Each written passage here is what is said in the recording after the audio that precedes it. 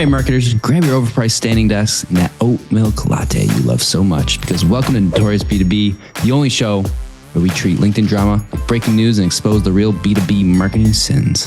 Yeah, think of us like SNL meets TMZ, but for the people who argue about whether gated content is still a thing or not. I'm Task Bober, B2B landing page nerd and lovable troll on LinkedIn. And I'm Tim Davidson, the guy making TikTok-style videos and cutting fruit on LinkedIn. Together, we're cutting out nonsense and roasting the most ridiculous trends in B2B marketing. Because if we have to suffer through another 10 things getting engaged taught me about B2B sales, we're taking you all down with us. Let's get into it.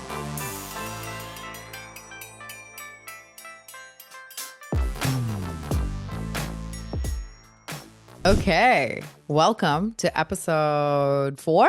Who knows? Who knows? Actually, it's more than that, but 4 is when we started taking it seriously, even though it is still not published anywhere. And guess what? What? I know I say this every time, but we have a fucking docket today. We have a docket, a serious docket. Actually, we do have a big docket today. Usually it's like 5 topics, but I found so many because now I'm in this mode of sending you stuff. Like a little too much. A little too much. We don't have to cover everything. I'm going to have to have like my VA go through them now. Oh, okay. Yeah, flex. Francine. Maybe she'll join us on the podcast sometimes when you're too busy. She's sick. Oh. Didn't you DoorDash her or something? Or a food grab. Food grab. You're so nice. My VA was like, I'm sick. I'm like, all right, well, take the day off. See you tomorrow. Yeah. You can still work, right? That was No way. It was. No way. Yeah. Okay, so I wanted to add some type A organization shit to this. So no, it's nice. I try to come up with some segments that we could do. So one is like kind of the urgent all hands kind of corporate play on breaking news, but it's urgent all hands because we're in B2B and it's not that fucking serious. And so like the seamless AI or Rippling, those would have been urgent all hands. But the only urgent all hands this week is Elena Verna is leaving Dropbox. So do you think everybody knows who she is in the B2B space? No, absolutely not. She has a huge following. No, she does. She does. But you know how that goes. Like not everyone knows freaking Dave Greyhart. Not everyone knows True. the Rippling CEO, you know. Rippling CEO is Parker. Parker Scamsky. No. Oh no, he's the other guy. Yeah. All right, he mixed them up. He got scammed, even though in 2016 he was doing stuff. Yep. Okay, so Elena Verna, she was just one of the earlier LinkedIn creators I follow. She has like 136,000 people who follow her on LinkedIn. She is most known for her like custom meme content that she makes a lot of. And she has a Substack where she does a lot of breakdowns and things like that. Interesting concept. So one thing about Elena and why I thought it was important enough to bring her up during this thing is this is a pattern for her. This is not like like something weird must have happened at Dropbox. She does this thing where she comes out, she's an advisor, does the solo thing for a little while, a fractional thing, goes back in-house for a couple of years, comes back out and does the solo advisor thing. And I think it's a really smart play because she gets to like embed herself in a company, learn some new tech, learn how, companies are working, come out, get to talk about it, get another fractional type gig, go back in, and it, the cycle continues. So if you look at her history, she has advisor, growth stuff at Dropbox. Advisor. So do you think amplitude? Do you think she would become like an advisor or growth stuff at Dropbox and then like loved it and she was like, all right, I'll join your company? Yeah, probably that, or like they told her, like please join. I'm sure there's a pretty good compensation package. Yes. 1,000%.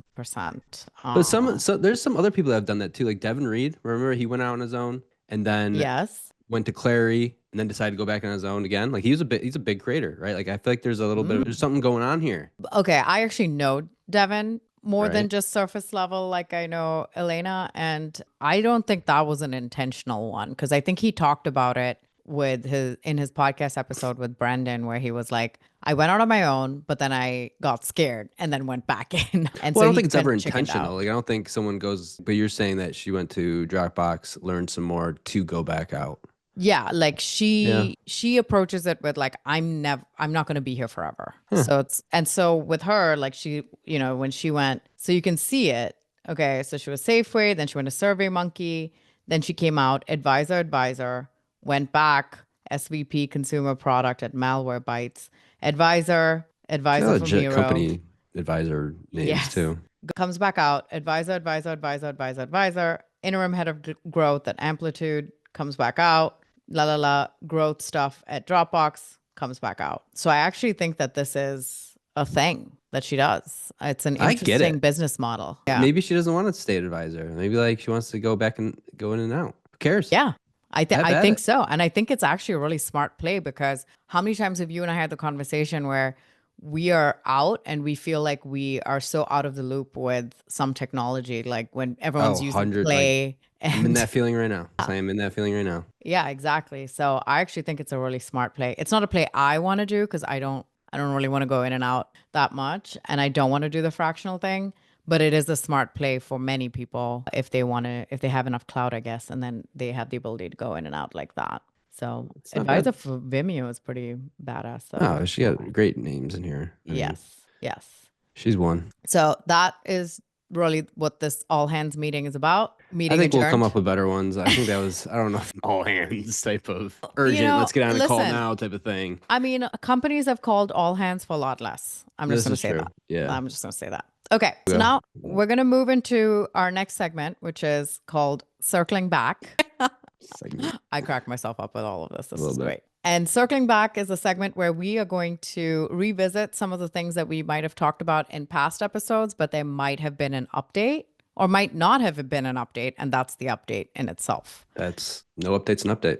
No update is an update, especially if you're not acknowledging some of the shit that you've done. Okay, so for the first one, let's just talk about the gating strategy on LinkedIn, which is, I think we talked about it episode 1, and you had some interesting points where like the reach does expand quite significantly, but the issue then becomes they don't deliver on the asset, which you have now statistics to prove that. And then the other piece of it is we talked about running a poll on LinkedIn, and I eventually ran that poll. It's got 18 hours left, but there's 400 votes. So we can see what the core issue is here with this stuff. Okay, so let's see the poll. Okay, so what annoys you most about LinkedIn posts asking you to comment and connect for an asset? And 54% said the engagement bait, and then 27% said never receiving the asset,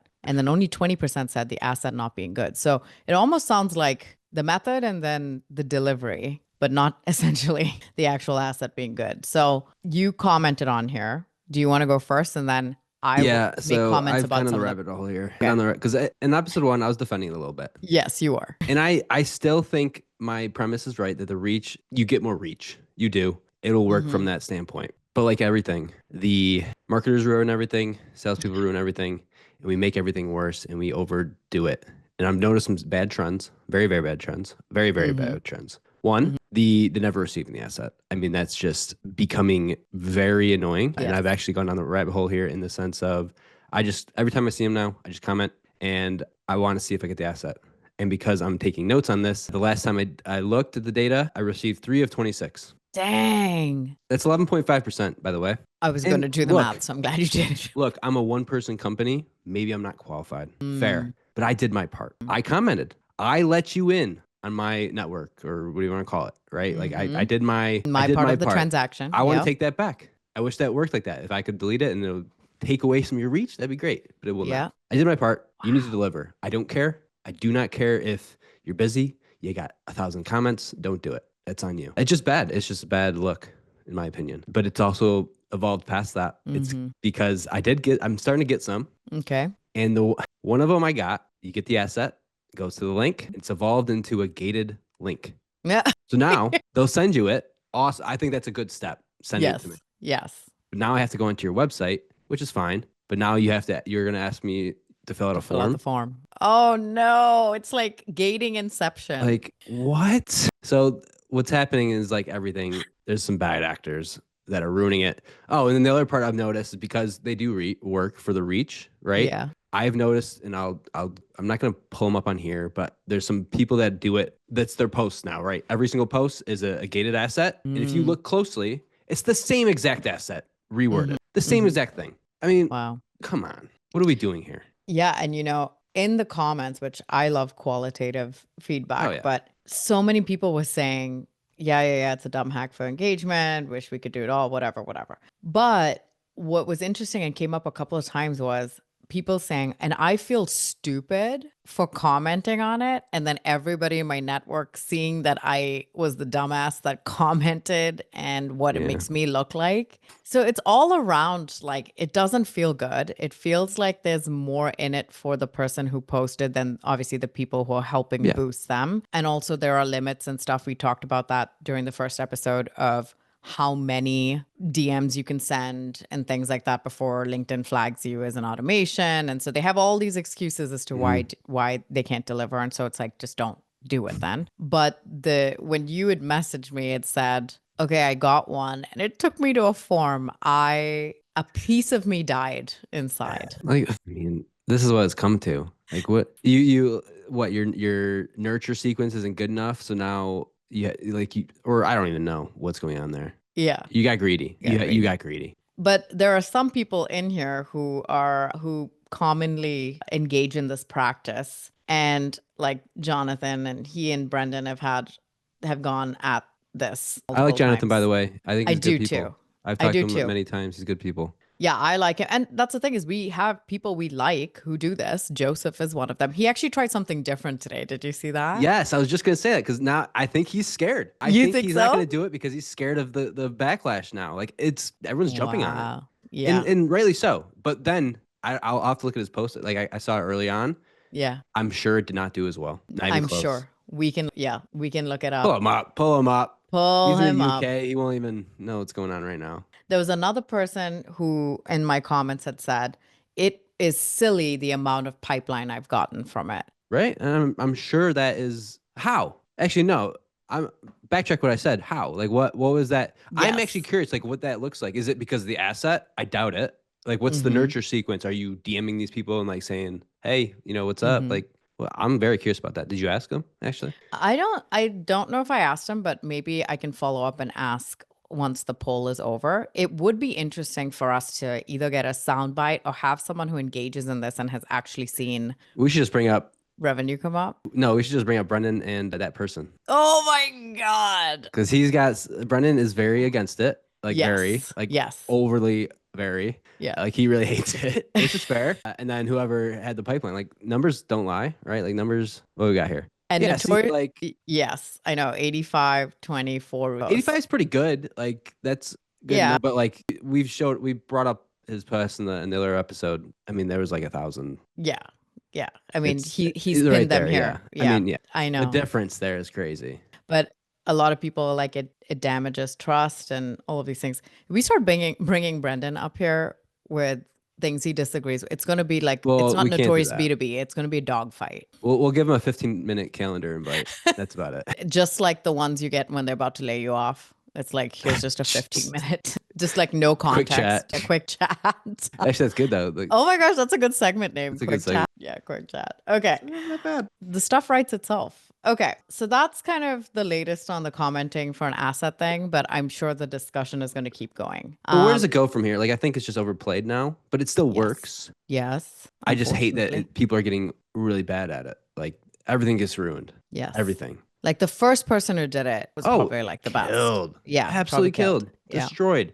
Same with everything. Yeah. Like, it just. And now everyone's doing it. The website with the form, I mean, that blew my mind. The greed there. The greed there is crazy. We're going to double dip. We're not even going to do the work anymore. Well, they don't have seamless Apollo to scrape the data for them. So they need to regather it from you. Right. Or whatever it's called. And I'm on the remarking list. Like, there's a triple dip technically, but it's not, I get it. No, it's just annoying. That's a good segue though. I was going to talk about Rippling first, but since I mentioned Seamless, let's just go there. Seamless and Apollo, what is the latest there? I looked them up as we have been every day trying to see. They created a new company page. Did you see that? No, Seamless did? I don't know that's what you would do. I don't know if it was them who did it. Right. It just looks like this. So not fully sure. There's 128 followers on here. Check out can you look at company page followers? Yeah, you click on the followers, right? Yeah, it's right I just want to see if it's like employees. And one he fell for it, and he's like, "Yeah, I'm part of this company," unless he's the one that did it. But I don't think they would just do not put a company profile on it, right? Yeah, like a logo. I don't know. Okay. Whatever. All right. So anyway, there's a new page for them. Apollo's still missing, so we have that going for us. And Apollo, there's been nothing from the CEO Yeah, it's since weird. his announcement 2 weeks ago, and everybody's backlash on the announcement. But Dan, if anyone's familiar with him, who used to work at Apollo, he put out an interesting take on the fallout and basically used it as a way to say you basically need to expand distribution, which is interesting. So they're saying, hey, Apollo didn't actually suffer a lot because we did this thing where we put so much advocacy in place in other areas and other channels, and then tagged some people who continue to crush with the strategy. So, and gave some like tactical examples with that. So I think that's right, but I don't think their company page drove a ton of revenue for them. Right. I think they relied on that. They relied on it to be a reputable company. Yes. And I don't know if they even, I know they ran LinkedIn ads, but like I'm assuming you can't run ads anymore. Which is not to say that that's going to be a big part, but Ooh, I don't even think it's about like the company page being a revenue driver. I think it's more of like I'm scared to use this data now. That's what I'm thinking. Yes. Yes. Definitely scared to use the data. I didn't even think about the advertising. As someone who's in the paid ads universe, it just hit me that you can't run ads there anymore. No. And it's not to say that was like I don't know how much they spent, like I don't them or Seamless, but I know they were both running ads. It might not be a huge hit for them, but again, I think it's just it hurts reputation at some point. Okay. Those are the only two updates. So there's been nothing really since then, but there has been an update on the Rippling and Deel situation. Sometimes I'm like, you know what? How much is Rippling also just milking this, making kind of a big deal, while they still can? Yeah, I mean, why not? Why wouldn't you? Why not? Here is the A lot of screenshot buzz. you sent me. Yes. You want to go over it? That screenshot doesn't give you much. It just tells you. Yeah, go ahead. Well, I was gonna say, so I got a little summary here, but the spy was talking, if I remember correctly, right? Which, by the way, the offer was only $5,000 a month. Oh, it was? Where'd you see that? That was on there's a TechCrunch article. Oh my gosh, $5,000 a month. Well, to be fair, it's on top of your salary, I think. Yes. Right? Like that would make sense. But I mean, it's not much. No, it's not enough. Oh, it's 5,000 euros, by the way. So that calculation's a little bit. No, I think it's more. Oh, it is? Yeah. Okay. Yeah. So if you want to share your screen, I just put the link in the chat. Okay. Let's look at it. Okay. TechCrunch article reads like a movie. Okay. So latest escapade. Hired in July 2023 in the global payroll and compliance department in the Dublin office. Then he interviewed for a job at Deel and didn't get it. How interesting is that? Oh, so they're like, no, you're more valuable to us. Well, I don't know. I don't know if it's he got denied and then because look, it says he connected with the Deel's founder over LinkedIn. Okay. The employee later started a payroll consulting business, pitched Deel on working with him, and eventually told him he planned to quit Rippling to work full-time on it. Okay. Interesting. So then the founder and CEO said, instead of quitting, why don't you just go spy on them for us? Holy shit. Like think of so this it just gets so much better because now we know that they basically had someone in the inside that they I don't know if flipped, but he didn't really flip because he tried to go already, but they flipped him to an extent. This is so interesting because when we talked about this episode 3, like we didn't know the ins and outs. So I was like, how would they have gotten a mole in there? Like how many people would they have had to reach out to? But so this guy started consulting business while he was working at Rippling and then told Deel, hey, you want to work with my compliance business or my consulting business? And they said, okay, actually, we don't want you for that. Why don't you just stay employed and we'll pay you peanuts? Later paid him in crypto, which is even worse. Yes, which is the funny. That's where it's funny to me. It's really funny. Yeah, you don't want any paper trail. No paper trail here. Crypto screwed after this. Yes. Wow, in crypto. That's interesting. Turned over information on sales leads, product roadmaps, customer accounts, superstar employees, info on sanctioned countries, and whatever else was asked for. It took place for 4 months and says that in just a single day, He shared information about hundreds of companies that requested a Rippling demo, hundreds of notes about prospects from salespeople, and details on Deel customers that Rippling was talking to. Wow. And then we know the rest of the story about how he got caught. Yeah. Which it was one day. Like, it's just so silly. That is insane. Wow. Okay. It does talk about how Rippling's not completely innocent, not in this situation, but just they have been going back and forth for a while. There's a lot of like sanctions in Russia that I think either side were accused of violating, although Deel was like pointing the finger at Rippling. So these two have been at it for a while, but this is some next level James Bond shit. Yeah. Now, this spy is clearly not the most loyal to anyone because he was working at Rippling. Yes. Started his own company, working with Deel at the same time before he was going to be a spy. Yes. So he could have did some like double espionage if he wanted. Actually, what if he did? Maybe how he got caught is double espionage because he got caught very easily.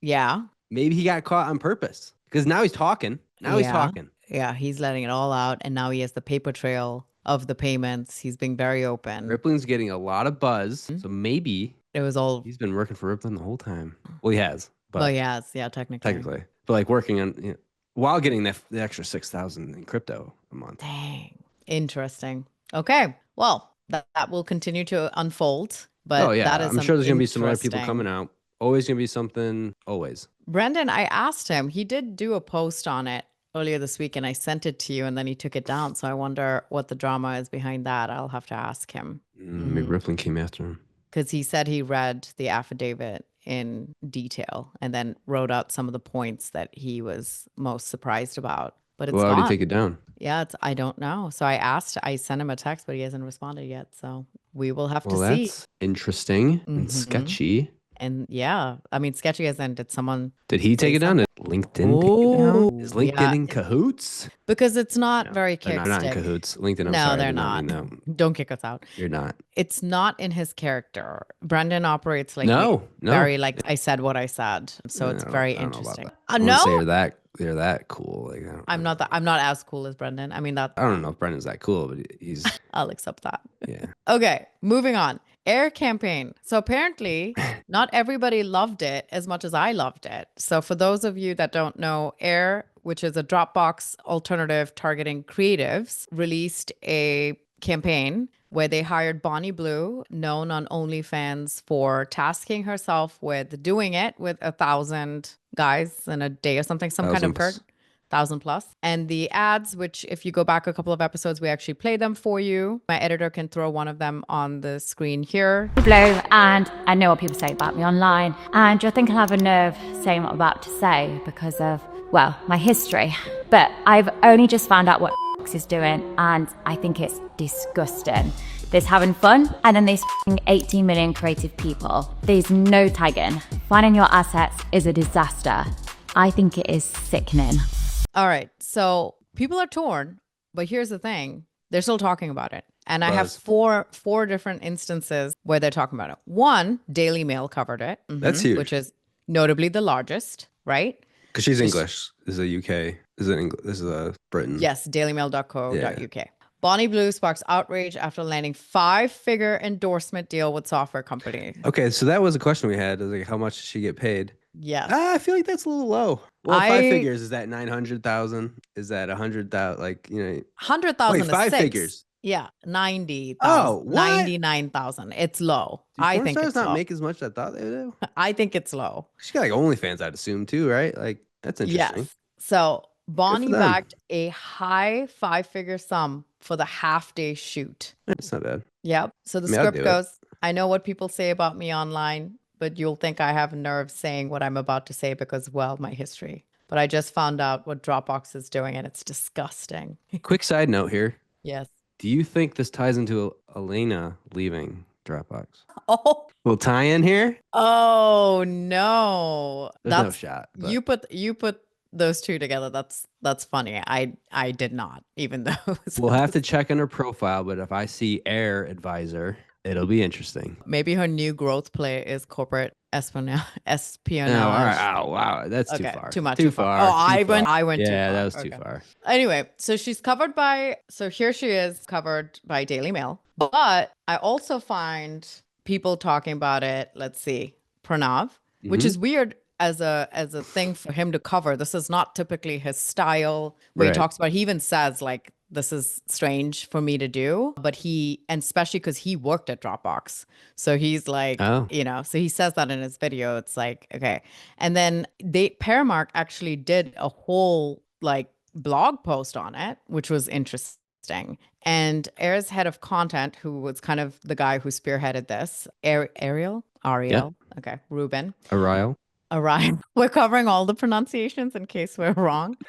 Okay. I love this quote. If you're in B2B SaaS, the most boring shit alive, you need to try to win because you're going to get your lunch eaten by fucking AI. And it's funny. And and it's funny because obviously when I saw it for the first time and we did it on the episode, I was like, I love it. It was good for me. I knew what Air did now and it put them on the map for me. And it was funny because obviously they're still getting a lot of buzz. People are still talking about it. Ariel also posted about it and that got like a ton of feedback just about what was behind it. And then the final one was Jess Cook had posted this event thing about Mindshare that she's doing with Devin and a bunch of others. And she just talked about how, you know, like think of the last time you saw a new B2B brand that first entered your sphere and made you go, that's new. Even if you can't quite remember the exact post, you saw something about it and it stood out. And then the next few times they popped up on your radar, you took more and more notice. That's the power of Mindshare. And she's doing this whole thing, you know, with Goldcast and Devin Reed and all those guys on this Mindshare Summit. And I'd commented and said, I immediately thought of Air and their wild campaign with Bonnie Blue. Huge fan since, waiting with bated breath for what comes next from that team. That's me thinking everybody loved what they did.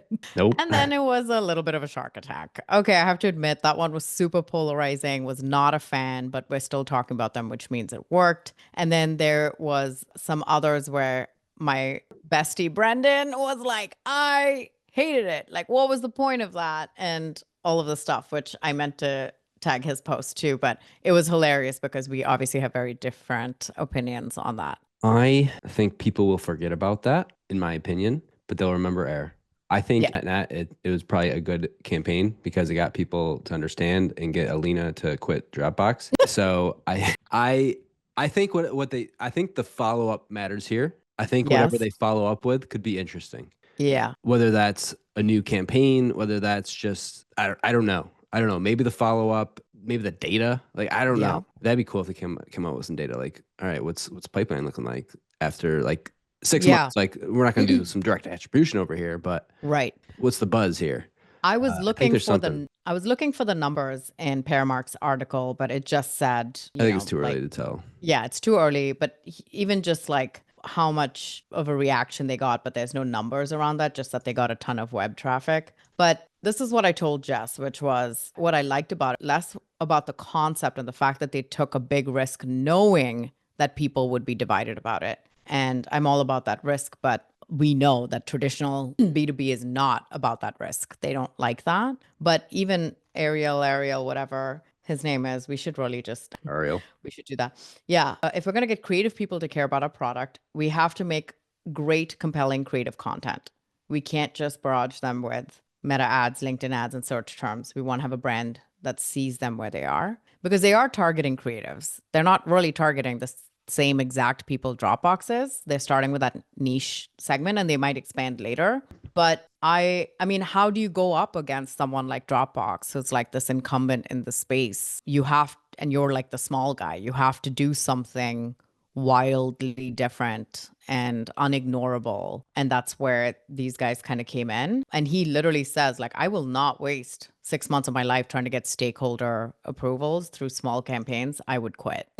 I actually love that. I think he's on his way. Like I think RL is going to kill it. He is going to kill it. And whether it's Air, whether it's anywhere. Yes. I don't care. He's definitely creative. I think you talked about this last time, the turnaround was impressive. Yes. Like that's very impressive. I mean, but think about this too. Like this will be on his resume like forever. His portfolio of like, I did this campaign for a like kind of boring product and it got picked up by the Daily Mail in the UK and we managed to get this porn star for under $100,000. Yeah. Now, on the other side of it, there's going to be some brands that are like, yeah, I don't want to hire this guy because I don't want to hire this guy. And that's fine. But he doesn't want to work there anyway. Exactly. Like you should, like Dropbox probably never hire him because of this. And that's fine. Yeah. Like you shouldn't, not every company should like you. That's how you lose. Yes. You kind of got to be weird and different. A little bit. Which leads me to now our next segment called Let's Noodle. This is new stuff, not breaking news. Noodle. Let's noodle. Things that we want to discuss because they've come up. Most notably, there's been a little shift in our feed. I don't know if you've noticed this, but people are calling it Weird LinkedIn. And Weird LinkedIn is this like tweet type content that's been happening. So if you go to like Nick Power, he came out of nowhere, kind of changed like the narrative a little bit. He was posting. I remember he and I got connected and he was posting like regular, thought leadership marketing stuff. And then out of nowhere, he started this like 2-3 line zingers.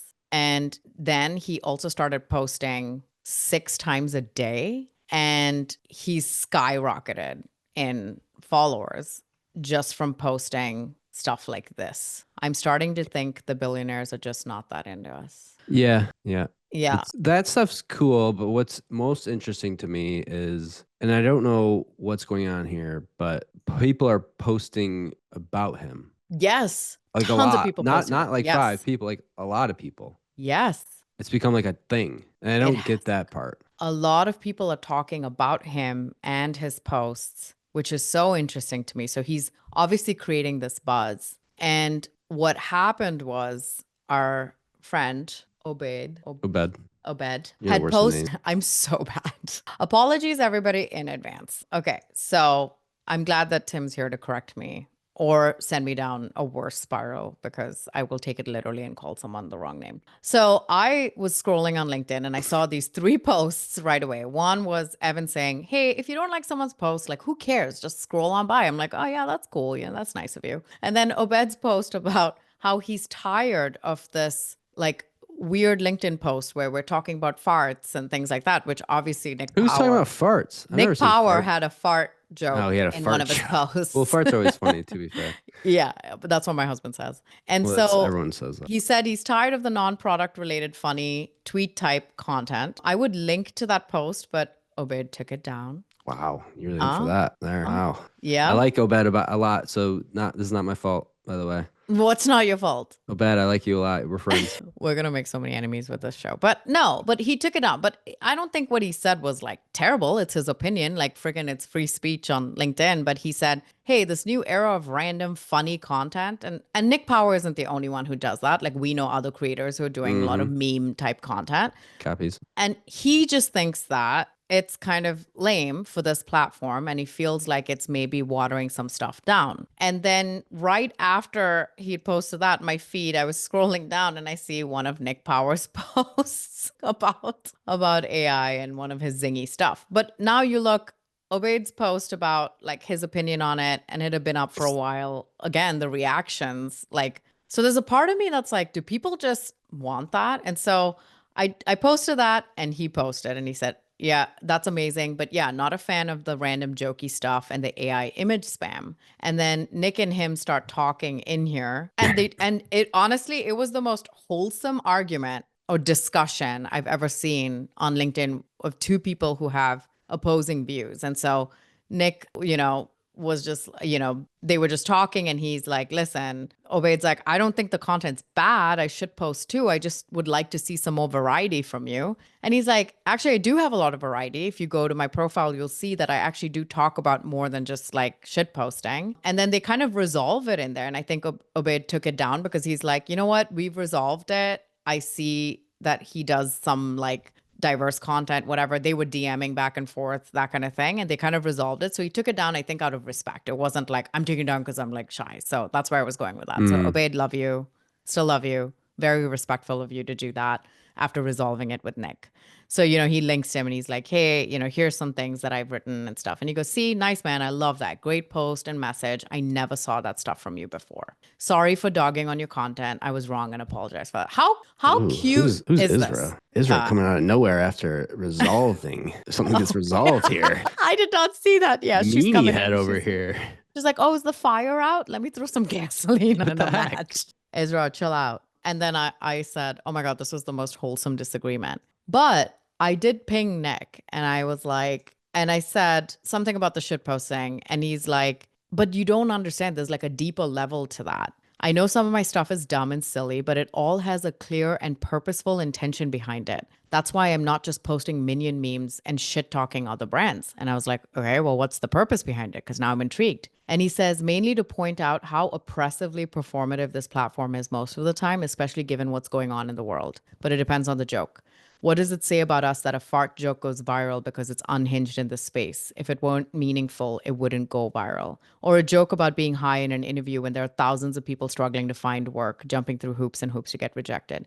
In a word, it's protest. So it was very interesting, the take, because I didn't pick up on that, but then it made me think back to some of the posts that he did make about like the world is disrupting into chaos, LinkedIn, 10 things, blah, blah, blah, taught me about B2B sales. He's not wrong. I'm like, he's fucking right. Yeah, I know. And so, love the guy, talked to him, and I told him, I was like, I'm going to talk about you on the Notorious B2B episode. And then he said, you are the worst. And I said, cool, thanks. That's and fair. At least I told him that it was happening. So that is interesting that he has kind of this other angle that he's going for. And it's a lot deeper, than we're all giving him credit for. What are your thoughts? I do wonder how much of it is his name. Like, that's a good name. It's like a power move name, like Power. You think he made? No, I think it's his real name. Oh. Like, so honestly, like some of these names do matter on here. Yeah. Like, there's someone else on there. It's like Power. No, yours I don't understand. Like, what are you? I married Bobber.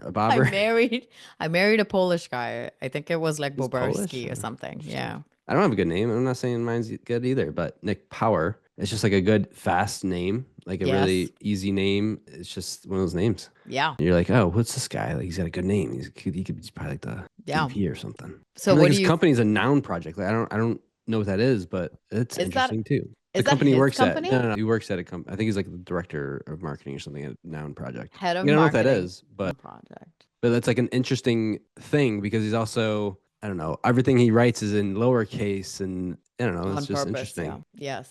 And he even talked about that. Like he just saw the sea of patterns and he's like, what if I just messed around and did the complete opposite? There's definitely something to posting that many times now.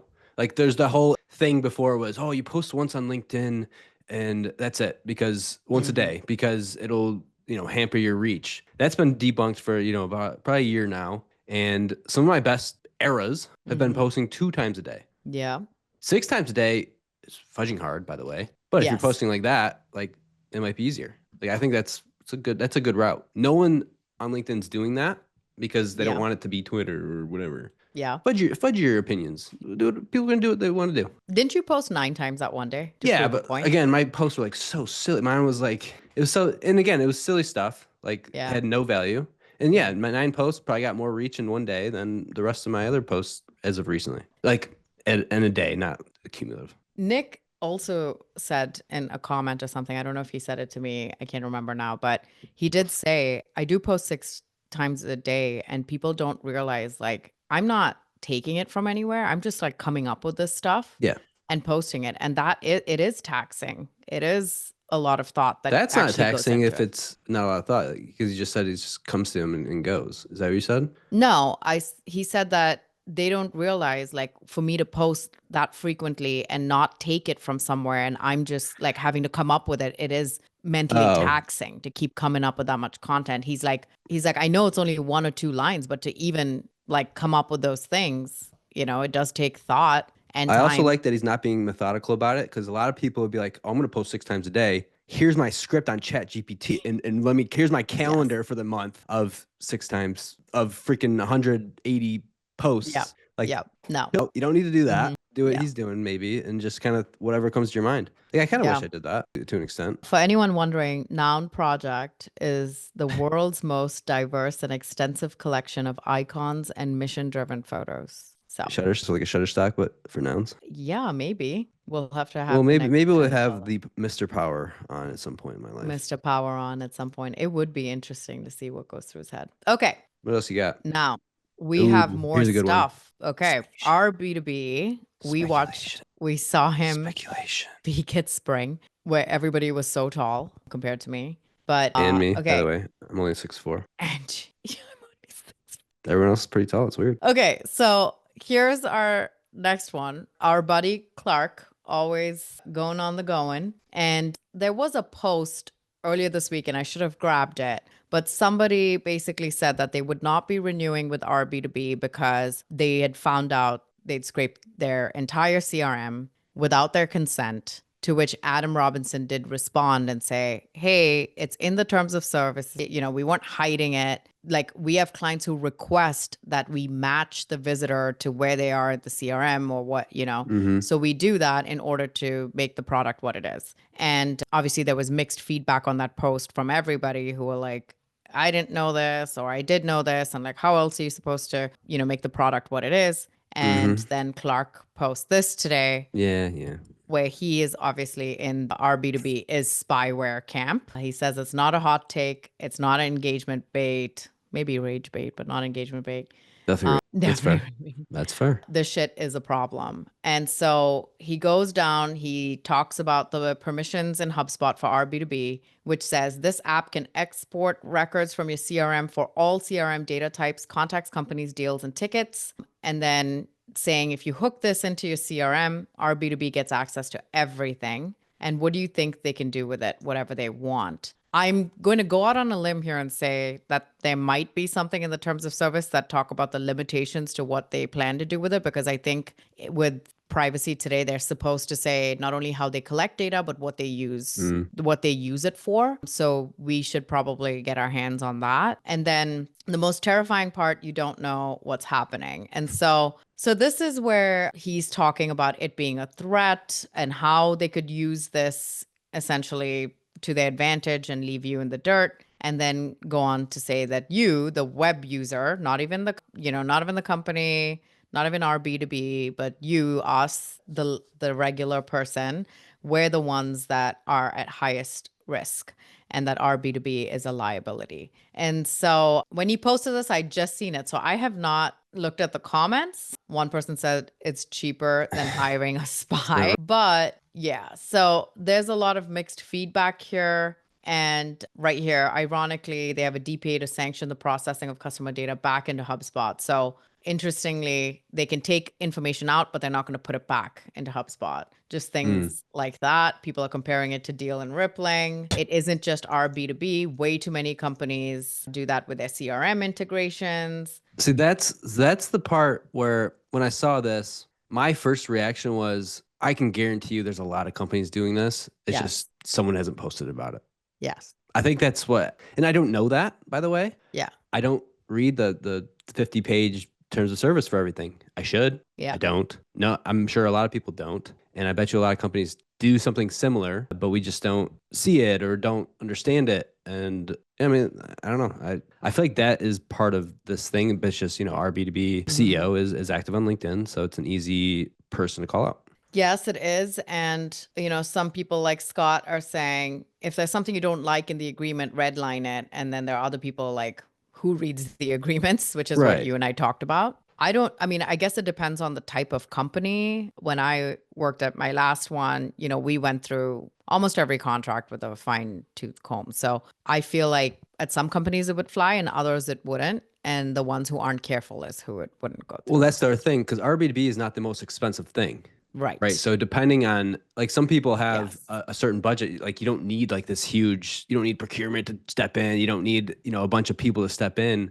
And so you're just not going to read the 50-page thing. Yes. But if it's like a 50K ACV platform, you're probably going to have someone like a lawyer go through it. You're not going to do that for, I don't know how much our B2B is, but I know it's not like expensive. Yes. I mean, that makes me think of like, no one at my companies went through like Hotjar's terms of service, even though we're not collecting PII, but there's obviously like a web ID or something we're assigning to them. So I don't know. But yeah, I mean, doesn't everyone do this? Like the six senses of the world, they obviously tie them back to accounts and match their data with our data, and all that stuff going back and forth in the CRMs is kind of like the point, right? Yes. I think it depends on, and there's nuances here we probably don't understand, but maybe the problem is our B2B might be using it. We don't know. Like maybe that's part of that's in that they were talking about, like how they use it. Because 6 Sense, to your point, they're going to get data because that's part of the platform. Like that's why you do it. Yeah. Intent data, same thing. Like if it's anything like that, that's what you're doing. A lot of these other website visitor, especially at the company level,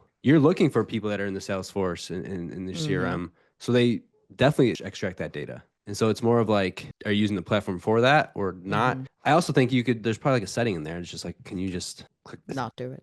Yeah. Like there's also that. I wonder I guess my thing is the person that posts about it the first time, like, couldn't you just not post about it like that and make a whole thing out of it? Like, why not just cancel your contract? I think that's what they're doing, and then making it known so other people would know. It's kind of like when Zoom Info, the whistleblower or whatever, well, some company was like, hey, by the way, if you decide that you want to get rid of Zoom Info, they ask for all the data back. It's in your it's in your contract. And everyone went wild because no one knew that it was in the contract. Yeah. But that's the thing. Like Zoom Info, for some reason, everyone likes to hate on them. I think our B2B is the same. Yeah. And so I wonder 100%. how much of it is just like, if that was not our B2B, it wasn't Zoom, it was like a company that no one really talks about on LinkedIn, would they have done that? That's also, I don't really care actually. If I'm just talking through it. Like I don't care. I personally don't call out companies, not my thing. Yeah. Except for this entire podcast. Yeah. Yeah. We don't do it to get clients. Speculation, obviously, for everything. Different. Yeah. There's no like completely reliable, credible sourcing in this conversation. No, there's not. Because Adam has things. responded to a lot of these comments, if you've noticed. Yes. Which kudos for him on that. Better than the Apollo CEO for a lot of things. Yes. If there's anyone who would respond, Adam would be the guy who would do it. Yes. So I don't know I don't know what to believe. Yeah. I don't know if he's doing it purposely to hurt anyone. Like, I don't think he's trying to do that. No, they probably had a use case or a few where they were like, hey, can we see if someone visited the site, like where they are in our CRM in terms of the deal, cycle or whatever. And they were like, cool, okay, we'll create the CRM integration, which I think was something he worked on like last year or something like that. And then it just became a thing. They obviously need access to the CRM in order to do it. So I can see it from a business standpoint, but perhaps maybe now he knows to have that conversation up front because it is obviously causing some issues here. I think our next step is to actually go through the terms of service and see what it says with how they're processing or what they're doing with the data. So and find other companies that do it to compare. Because I actually feel like there's a lot of companies that do this. Yes. And we'll go through a few. We're going to do this. We're going to go through every company ever. This is not every company ever. Maybe we'll pick like how do you get the term of service from every company? They're on the website. Oh, okay. Is that right? Yes. Oh, okay. I had to upload mine. We can build a process. We got a process. We have a process. We have VAs. I think we can do it. VA powerhouse over here. VA powerhouse. I get tired of campaigns that are very like, oh, it's Valentine's Day. Let's do a Valentine's Day campaign. It's like, okay. So there were a lot of people who clearly did like a last minute, it's April Fool's Day. I better throw something out there. And it's just like garbage. Duolingo, however, killed it. They won. And the thing is, you can tell that they've been planning this for freaking months. Yeah. Also, how much of this was AI versus them filming, you think? I think they are a company that would just do it.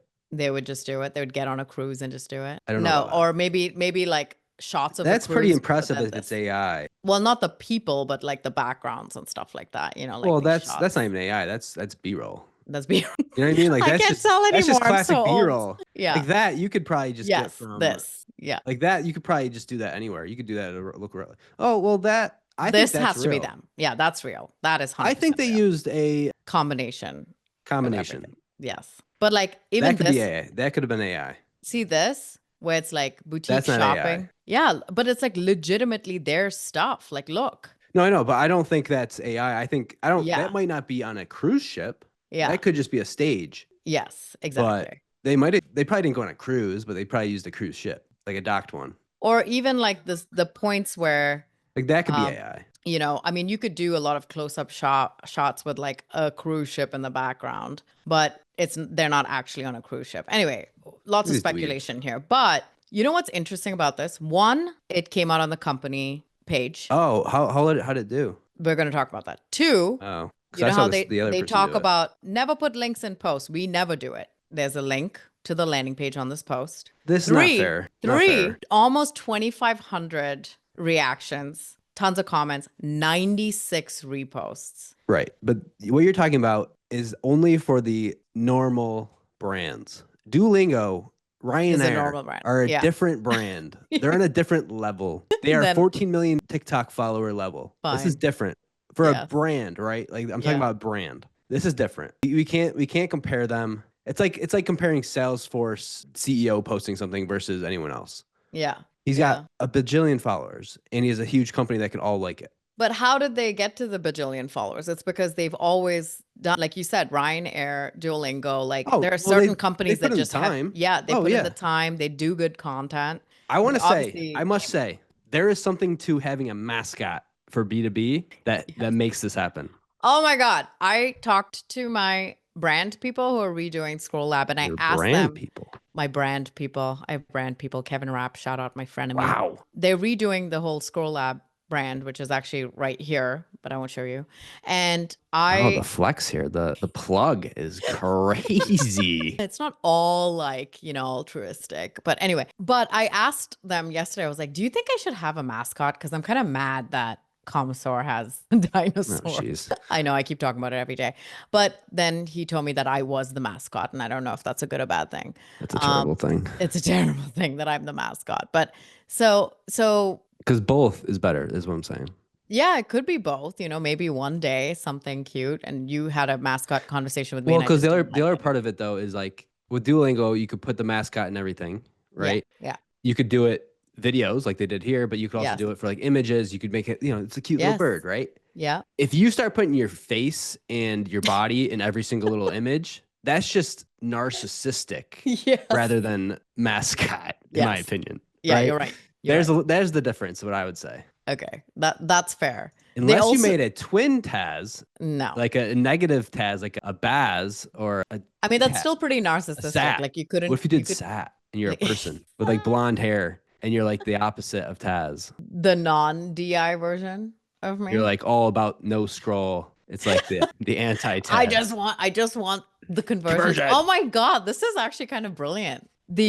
I'll take some royalties off of that. The villain for me. Sat. Oh my God, this is brilliant. I'm gonna do this. This is great. Okay, wait, let's go back to this really quick. But I think I'm actually gonna create a villain for myself. Okay. Sat Rober. Pretty good. Okay. So they also obviously partnered with Carnival Cruise Line. Here's my favorite thing. That's cool. Okay. Oh, okay. So that trumps what we were saying earlier. What? That they definitely used a cruise ship then. Yes. They probably AI. Yeah. Probably actually used a cruise ship. I did not realize that. Worked with them for months, probably. Try to get this. But check this out. They have a freaking landing page dedicated to this, talking about just completely dedicating to the bit of commit to the bit. Yeah, commit to the bit. Here's the video. Here's where we're going. These pictures. Look at the pictures. I mean, the amount of production and everything that went in here. FAQs. They have more FAQs than any B2B landing page I've seen, even though this isn't B2B. But now I was going to say it's not really B2B. No, but I'm comparing it, meaning, But if you go start booking, it says cruise no longer available. Hey, we're not offering it because due to the Owl's mandatory sunrise meditation sessions, etc., etc. Please enjoy 1 month free trial of Super Duolingo here and a discount on a much shorter and real Carnival cruise instead. How dope is that? Damn, that's good. I think that's epic. Yeah. Yeah. I think they won. They won. My heart. They won. But I also thought that I actually thought the owl was dead. What happened to that? Was that an April Fool's joke? No, that was like recent. They're like, we're getting rid of the bird. You don't remember like the whole world going crazy? Yeah. Maybe that was like a JK. We're not getting rid of the bird. Or this is the bird's final sayonara. No, I think the bird's back. I think it's back. Yeah. Well, TBD whether the bird is leaving or not. But honestly, there's a great note to end on. Yep. It's not really notorious B2B, but it's notorious what B2B can learn from. Notorious mascots. B2C. Notorious mascots. That's a wrap. We are done. More exciting stuff next week. Let's do it. All right. And that's a wrap on Notorious B2B, where we expose the nonsense and remind you that most B2B marketing is just a very expensive guessing game. Don't, and post a passive-aggressive LinkedIn poll about it. We'll still find you. And if you have B2B drama we should cover, slide into our DMs. We accept screenshots, leaked internal memos, and questionable brand rebrands. Until next time, keep your marketing unhinged and your LinkedIn bio free of the words growth hacker. See you later. Later, skater.